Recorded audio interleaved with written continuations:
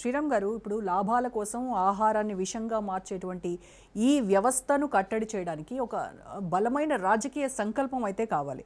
So అది మన దగ్గర ఉందా?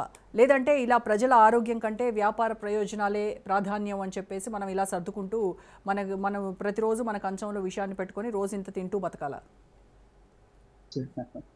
ఇప్పుడు మేడం చెప్పింది కానీ లేదంటే మన కృష్ణా మిల్క్ ఆయన ఓనర్ గారు ఆయన చెప్పింది కానీ వింటే అసలు మనం అంత సేఫ్ ప్రపంచంలో ఉన్నామా అనిపిస్తాం. మనం ఇంత హ్యాపీగా బతికే సేఫ్ ప్రపంచంలో ఉన్నామా? మరి ఏంటి దురదృష్టం ఏంటో మరి.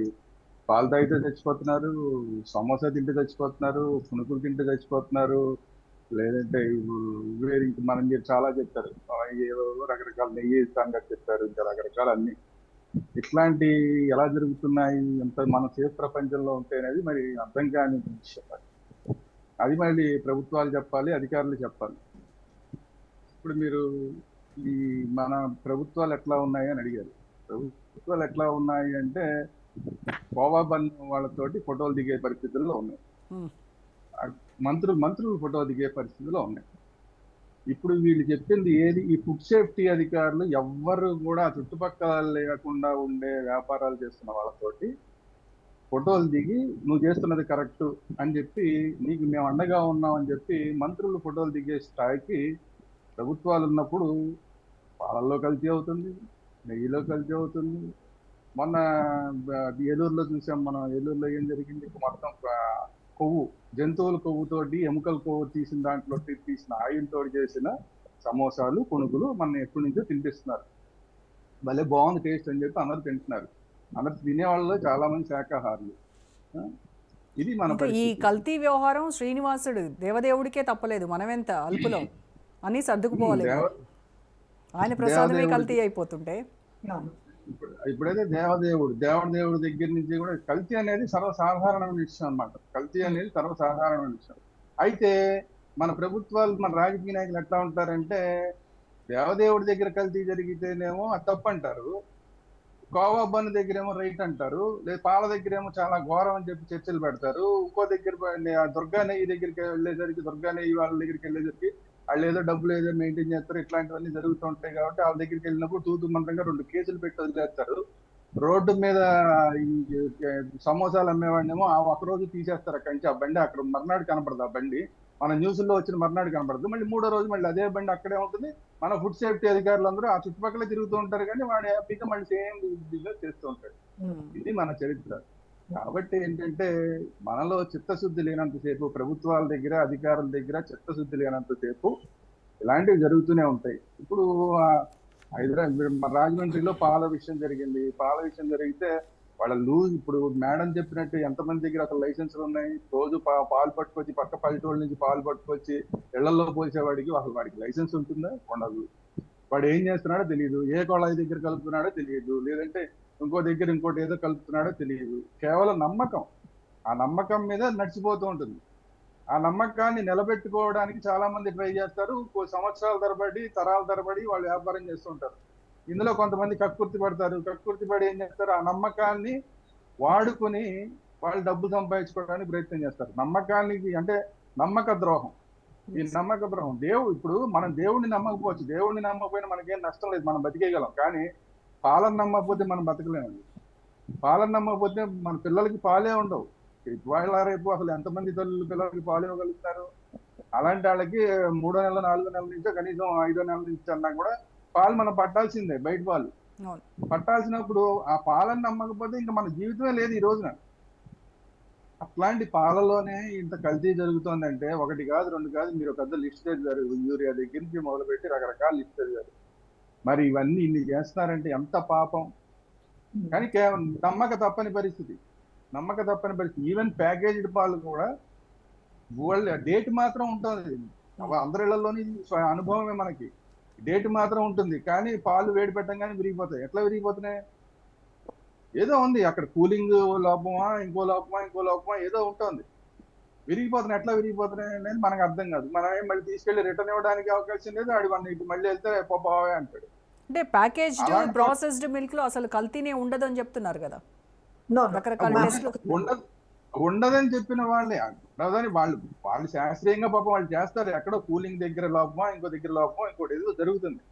దానివల్ల ఏమవుతుంది, ఇవి మళ్ళీ ఎలాంటి పాలు మళ్ళీ మన ముఖ్యమంత్రుల ఫ్యామిలీలు నడిపించే పాలు, లేదంటే మన పెద్దవాళ్ళు మన మంత్రుల్లో ఇంకొకళ్ళు దాని వెనకాల నుండి నడిపించే వాళ్ళు, అట్లాంటి ఎమ్మెల్యేలు మన ఎమ్మెల్యేలు నుండి నడిపించే పాల ఉంటాయి కంపెనీలు, వీళ్ళ పాలే ఇవన్నీ.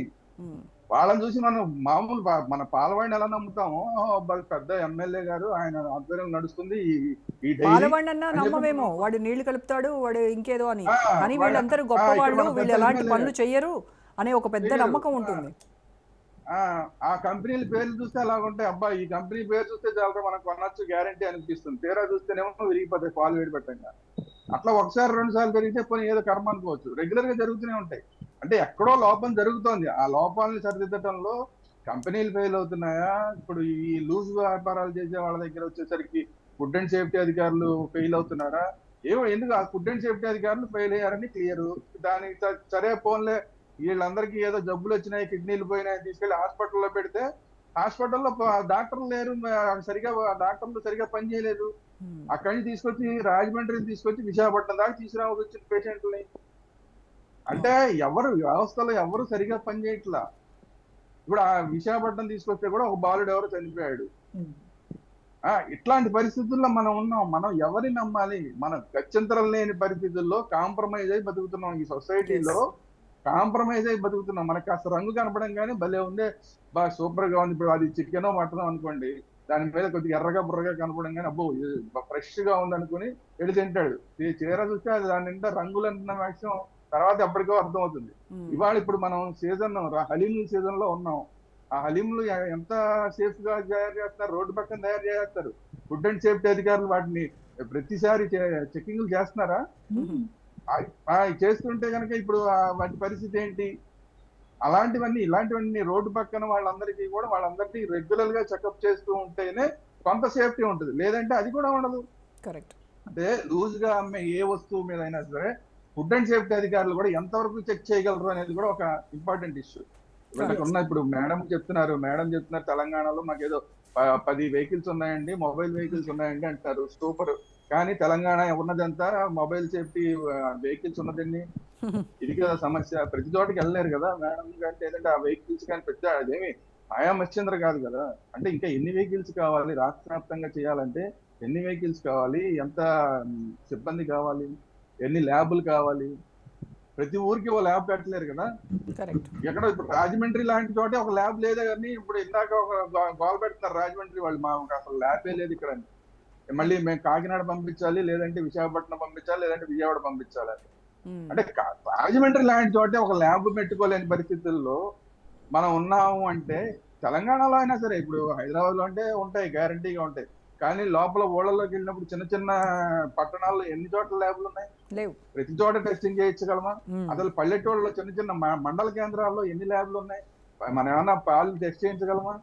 ఇవన్నీ లేవు. కేవలం ఏంటంటే అక్కడ ఉన్న మిల్క్ కేంద్రాలు ఏవైతే ఉన్నాయో, సేకరించే కేంద్రాలు, వాళ్ళే కాస్త కోస్త చెక్ చేస్తుంటారు.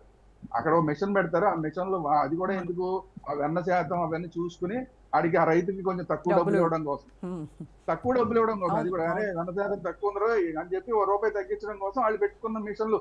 అవి కూడా ఏంటి, వెన్న శాతం కొంచెం చూపిస్తాయి. మిగతా అన్ని అంత డీటెయిల్ గా చూపించలేవు కదా. మన లడ్డు లాగే, మన తిరుమల లడ్డు లాగా కొవ్వు ఇందులో కలిసి ఉండొచ్చు కానివ్వండి, 10% కన్నా తక్కువ ఉంటే చూపించలేమండి, మేము టెస్ట్ చేయలేమండి అని చెప్పి ల్యాబ్లే చెప్తున్నాయి. అట్లాగా ఇవి కూడా ఊరికే కొవ్వు ఎంత శాతం ఉంది అనేది కొంచెం చూస్తాయి తప్ప మిగతా ఇప్పుడు మిత్రులు చెప్తున్నారు 32 టెస్టులు చేస్తా ఉంటారు. ఆ 32 టెస్టులు ఏ మండల కేంద్రంలో అసలు మనం చేయగలమా? చేయలేం. ఇట్లాంటి పరిస్థితులు ఉన్నప్పుడు కొంచెం ఈ రిస్క్ అనేది ఖచ్చితంగా ఉంటుంది. కొంచెం దుర్మార్గులు ఏంటంటే కావాలని చేస్తుంటారు. కానీ రాజమండ్రి విషయంలో ఇంకా డౌట్స్ ఉన్నాయి. కావాలని జరిగిందా, పొరపాటున జరిగిందా? ఎందుకంటే ఆ కూలర్ల విషయం ఇప్పుడు చాలా మాట్లాడుకోవాలి. ఈ కూలర్ల విషయంలో అతను ఏదో రిపేర్ చేయించాడు, దాని వల్ల ఏదో వచ్చింది, ఏదో కలిసింది అని చెప్తున్నారు. అసలు ఈ కూలర్లు ఏంటి, ఈ కూలర్ల వ్యవస్థ ఏంటి, ఈ కూలర్లు ఎంత సేఫ్ గా ఉన్నాయి? ప్రతి వాళ్ళు కూలింగ్ సాయంత్రం అయిపోతే వాటన్నింటినీ కూలర్లో పెట్టాల్సిందే.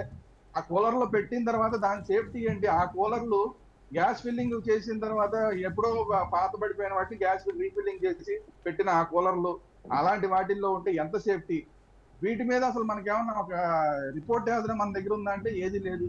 ఎస్. కాబట్టి ఏంటంటే రకరకాలు ఉన్నాయి, ఈ రకరకాలు ఉన్నాయి, వీటన్నిటిని మనం అన్ని చూసుకుంటూ వెళ్ళగలిగితే సో సమగ్రంగా ఇలాంటి దీనిపైన ఒక జరగకుండా చర్చ అనేది జరగాలి. ప్రభుత్వాలు అంటే అలాగే అధికారులు. ఇప్పుడు మనం ఇప్పుడు మా రాజమండ్రిలో జరగంగానే ఇప్పుడు ఫుడ్ అండ్ సేఫ్టీ అధికారులు చూడండి ఎంత యాక్టివ్ గా పనిచేస్తున్నారు అసలు. అంతే, రాష్ట్రం 4 అంతా రోజులు ఈ అసలు హడావిడి ఉంటుంది. గుర్తేస్తున్నారు అసలు. ఇక్కడ అసలు ఇంతమంది ఉన్నారా అని ఇవాళ తెలుస్తుంది మనకి. రోజు మనకి తెలియదు అసలు ఎంతమంది ఫుడ్ అండ్ సేఫ్టీ అధికారులు ఉన్నారు. ఇవాళ చూడండి ఎక్కడ చూసినా అక్కడ ఇక్కడ చేస్తున్నారు, అక్కడ చేస్తున్నారు. వాళ్ళకి వాళ్ళే పిలిచి మీడియాని పిలిచి వీడియోలు తీయించుకుని వేయించుకుంటున్నారు. మిగతా అప్పుడు అసలు వీళ్ళందరూ ఎక్కడ ఉంటారో కూడా తెలియదు. ఇంకొక 4 రోజులు ఆగండి, వాళ్ళల్లో ఒక్కళ్ళు కూడా కనపడరు ఎవరు. అదే చెప్పబోతున్నా, 2 రోజులు పోయిన తర్వాత ఇంకంతే మళ్ళీ వీళ్ళెవ్వరు కనపడరు. చక్కగా వీడియోలు చూసుకుంటూ ఫోన్లో వీడియోలు చూసుకుంటూ మేడం ఉన్నారు దయచేసి ఏమనుకోవద్దు, అంటే చాలా మంది పరిస్థితులు మేడం ఉన్నారు కాబట్టి అంటే ఒకళ్ళని పాయింట్ అవుట్ చేయడం కాదు, జర్నలైజ్ చేసి చెప్తున్నారు. నిజంగా ఇష్యూ కూడా అలాగే ఉంది. మంది ఉంటే అసలు ఎలా జరుగుతున్నాయండి? ఎగ్జాక్ట్లీ ఎలా జరుగుతాయి ఇన్ని దుర్మార్గాలు ఎలా జరుగుతున్నాయి? కాబట్టి ఏంటంటే లోపాలు ఉన్నాయి, ఆ లోపాలను సరిదిద్దుకోవాల్సిన బాధ్యత మన వ్యవస్థ మీద ఉన్నది, మన ప్రభుత్వం మీద ఉన్నది, మన అధికారుల మీద. ఎస్.